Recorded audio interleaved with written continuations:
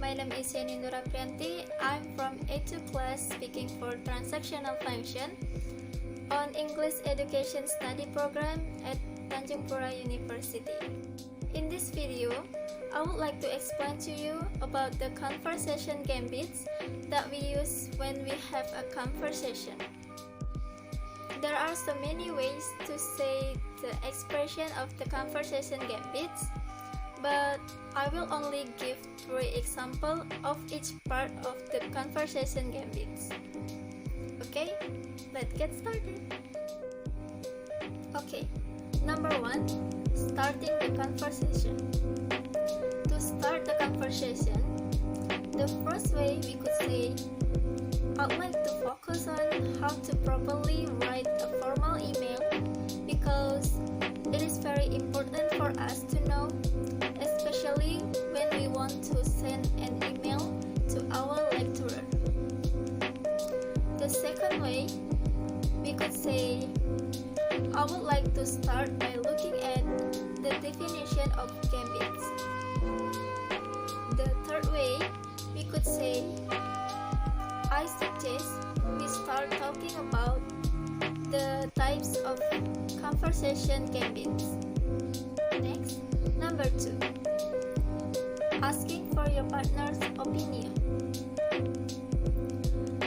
For the example, how about you? Of course, this is very common expression when we want to ask someone's opinion. The second example is, I'm curious to hear what your opinion is on that. The last, could you be more specific? What do you mean? Number 3, agreeing with your partner. For the example, first, I admit I have to agree with you on this particular point. Second, you have a point here. The last example is, you are right. It cannot be denied that the coronavirus is really dangerous. Next, number 4, having reservations or disagreeing with your partner. For the example, first, we could say, sorry, but that is not the way I see it. The second example is, well, I don't quite go along with your opinion. The last example is, I'm not sure you're on the right track because when you say that the COVID-19 isn't really dangerous, but the fact is the COVID-19 has killed many people in the world. Okay, number 5, asking for clarification.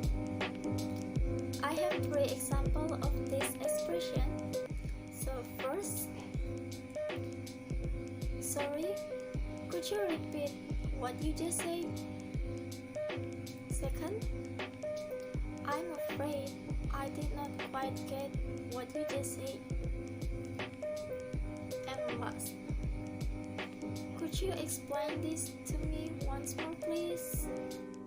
Next, number 6, interrupting politely. To interrupt someone politely, we could say, sorry to interrupt you, but I think we just need more time to understand what you just said. The second way, we could say, excuse me, can I just stop you for a moment? The third way, we could say, I apologize to interrupting you, but I think you misunderstood me. Number 7, referring to an earlier point. I have 3 examples on this expression. First, what you said earlier was the coronavirus has many negative effects. Second, I'd like to come back to a point you made earlier, namely the negative effects of the coronavirus.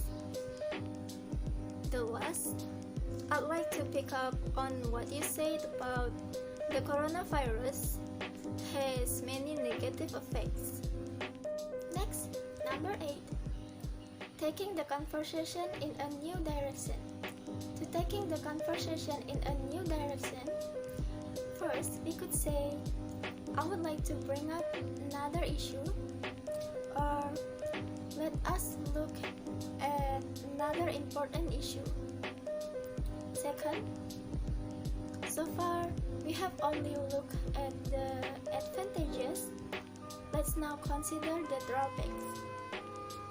Last, would it be alright with you if we now focus on the next topic about how to improve our speaking skills?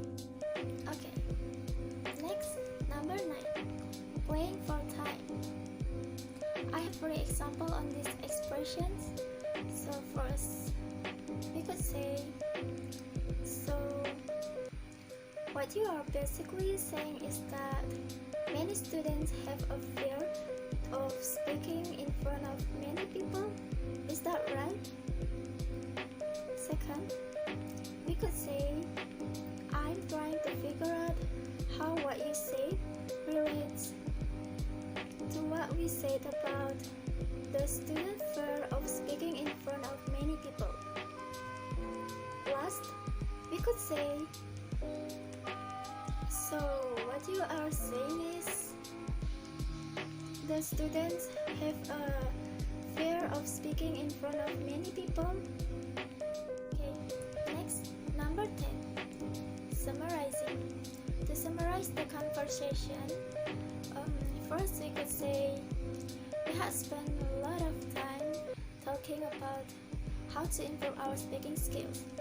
Let's see where we agree and where we disagree.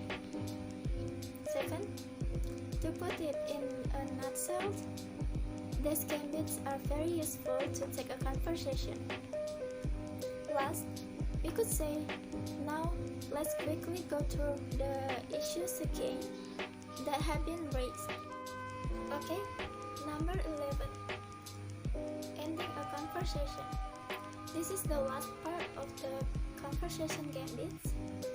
So to end the conversation, first we could say, we are almost finished, and I would like to briefly say that there are a lot of ways to improve our speaking skills. Second, we could say, time is almost up, so we should reach a decision.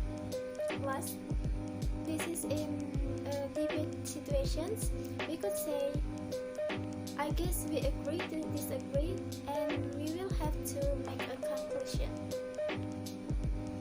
So, there are 11 types of conversation gambits that is very useful to us to create a good conversation. I think that's all for me. Thank you for watching and see you in my next video.